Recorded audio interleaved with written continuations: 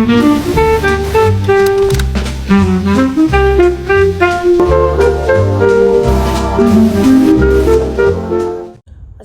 warahmatullahi wabarakatuh. Perkenalkan, saya Siti Nasihatul Farida dari Akuntansi Syariah 5A.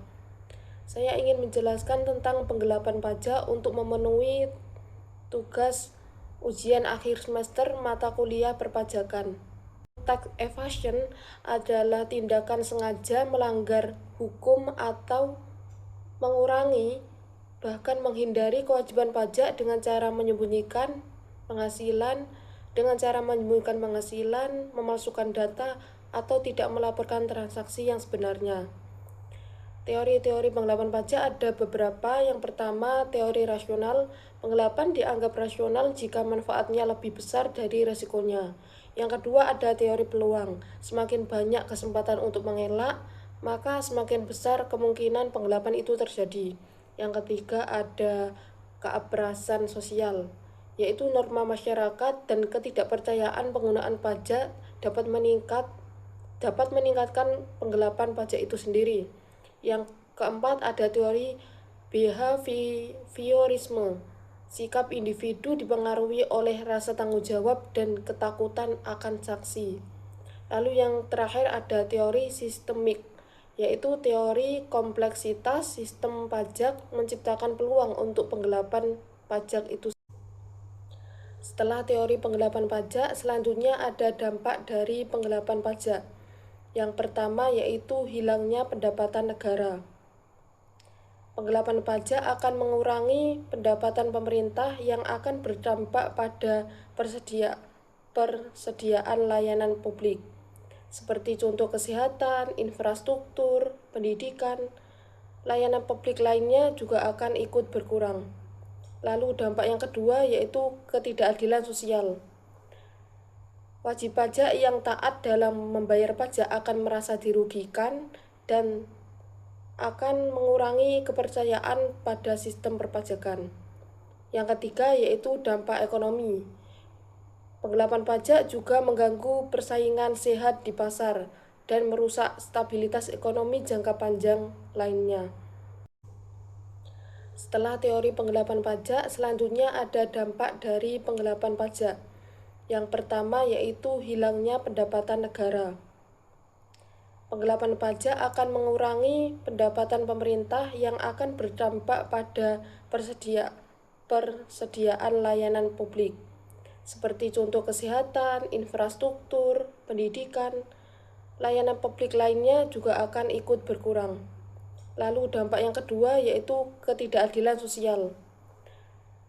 Wajib pajak yang taat dalam membayar pajak akan merasa dirugikan dan akan mengurangi kepercayaan pada sistem perpajakan.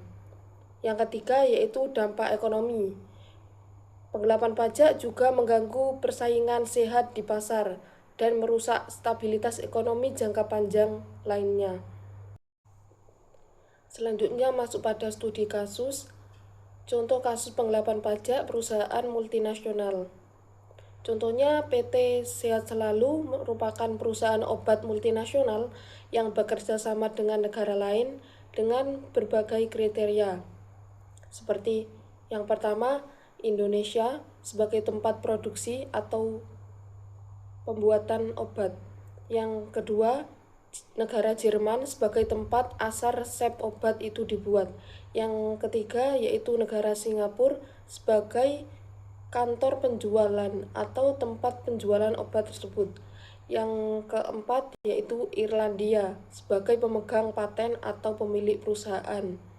Yang contoh penggelapan kasusnya, PT Sehat Selalu memproduksi satu jenis obat yang laku keras.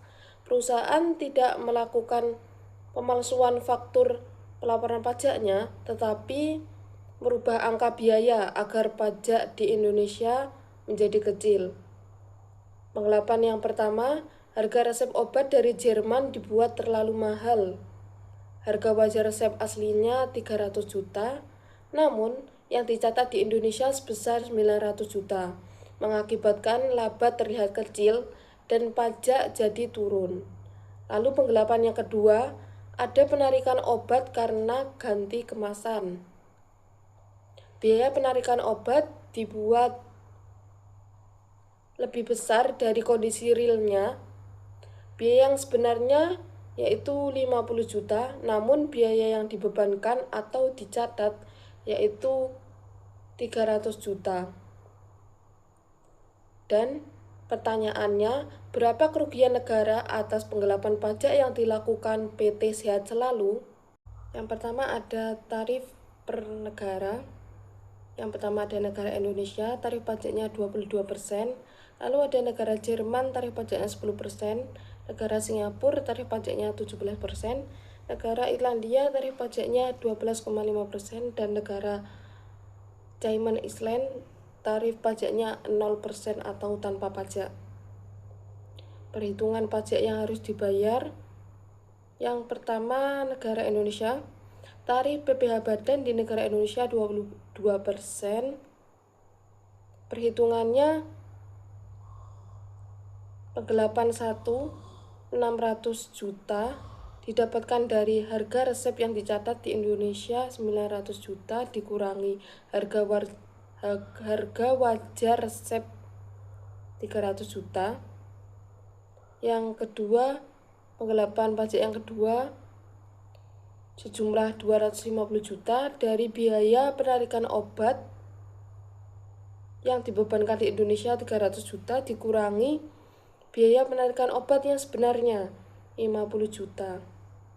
Jadi total yang dikenakan pajak sebesar 600 juta ditambah 250 juta menghasilkan 850 juta.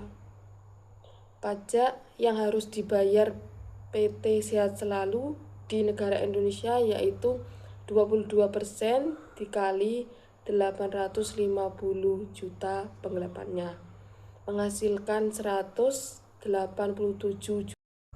Lalu yang ketiga negara Singapura. Tarif yang digunakan di negara Singapura karena Singapura tempat penjualan PT Sehat Selalu. Tarif pajak badan Singapura 17%. Laba yang dikenakan pajak tahun ini, laba perusahaan PT Sehat Selalu sebesar 200 juta. Pajak yang harus dibayar PT Sehat Selalu di Singapura yaitu 17% dikali 200 juta menghasilkan 34 juta. Yang keempat ada negara Irlandia. Tarif yang digunakan di negara Irlandia yaitu tarif pajak korporasi 12,5%. Royalti yang dikenakan pajak yaitu dari penggelapan pajak 1 sebesar 600 juta. Pajak yang harus dibayar PT Sehat Selalu di negara Irlandia 12,5% dikali 600 juta menghasilkan 75 juta. Lalu yang kelima atau yang terakhir ada negara Cayman Island. Cayman Island ini tarif pajaknya 0% atau tidak memungut pajak. Jadi dana yang dikenakan pajak yaitu 300 juta dari harga asli resep atau harga produksi